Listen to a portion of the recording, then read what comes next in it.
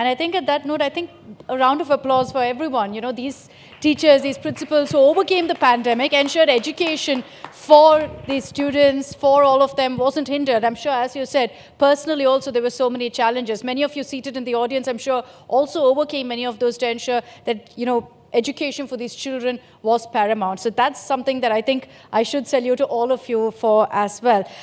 Dr. Thomas, if I could bring you in on this as well. You know, something that she mentioned was also about practical learning. And does technology kind of lead to that taking a back seat? Yeah, I'll answer it. And I think the pandemic is a good way of, you know, taking an example to illustrate this better. Yes, certainly, I think, you know, getting practical experience is something that students look for in professional education. And in our university, our motto has always been to provide professionally competent and socially relevant legal education. So, of course, the pandemic did impact this in terms of students being able to go on to on-site internships and working with organizations. But you know, we tried to organize internships online, which could facilitate this process. It didn't work as well. I think there is still a lot of value to going to the field and learning for yourself, but it was something. But the challenges we really faced, I'm sure, were challenges that everyone else did. Because we have a strong institutional work ethic, and to move from a physical space to an online space, you know, took us a few days, enough time for the students to get back home.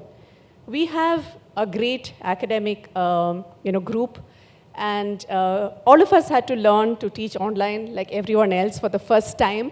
So we learned through trial and error. We had classes for teachers on how to teach online. We engaged in a lot of experimentation, right from the examination system to online internships. But what we were really concerned about was diversity and access. Because we do have students who may not have been able to access online education in the same way.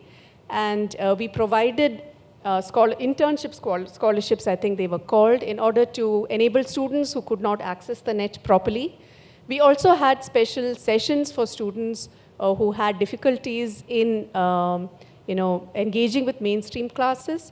We had both synchronous and asynchronous learnings, but we also put in place a good mental health plan and medical plans for students who were grappling with difficulties at home and also outside. But I think we were able to manage it to some extent because we already have robust systems at the university. And there was a willingness to be transparent and open, not to push problems under the carpet, but to deal with them head on, and to ensure that no student, and in fact, no colleague was also left behind. Because we also had cases where, you know, teachers were unavailable because of personal difficulties. And this was something that affected our entire community. And I'm glad to say that we came together as a community to try and find solutions to it. Very true. And that's why I believe that the India Today Best Colleges survey in the last 2 years has had a lot more issues that were factored in because of the pandemic, because it's how it's changed the course of education. So that's why I think the colleges that have really made it the best of the best, you really have to give yourself a hand, because it means that you've also managed to overcome the challenges of the pandemic as well. You know, Dr. Jojo, one of the points also that Dr. Thomas made here was about mental health.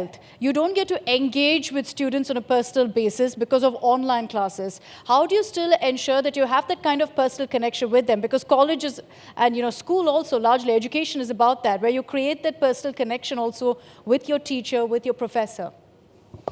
Yeah, hello.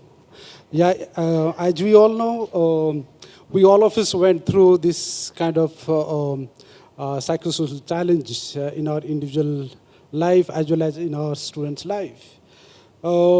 It was kind of, as it was said earlier, that all the students and staff were connected each other almost like 24 hours, 7 days and 24 hours. And we had the counseling service in place. At the same time, all the teachers were acting as the counselors for all our students. Anytime the students could reach either WhatsApp, telephone, email. Any one of my students could reach me on email.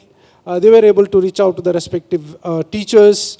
So that open access was there for the students to reach out to anyone whenever they had any kind of psychosocial issues and the problems. At the same time, I think many of my colleagues have said here, the peer learning, I think, is one of the hallmark of our education systems. That I think that was in place. Despite that students were not physically in the campus, they were able to connect each other. They were able to have their own informal network to reach out, to share about their problems. And if not the students himself or herself, somebody else will reach out to the support system that he or she is facing problems. And so support systems will be in place. We have the students cutting across diversity, whether it is gender, whether it is caste, class, different regions. We had one of the major challenges was the digital divide.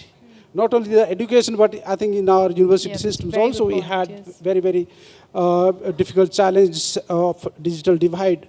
And so we had initiated the process to create the system where we could provide laptops to the students, reach out either through courier or deliver the laptops to the needy students, provide data pack support.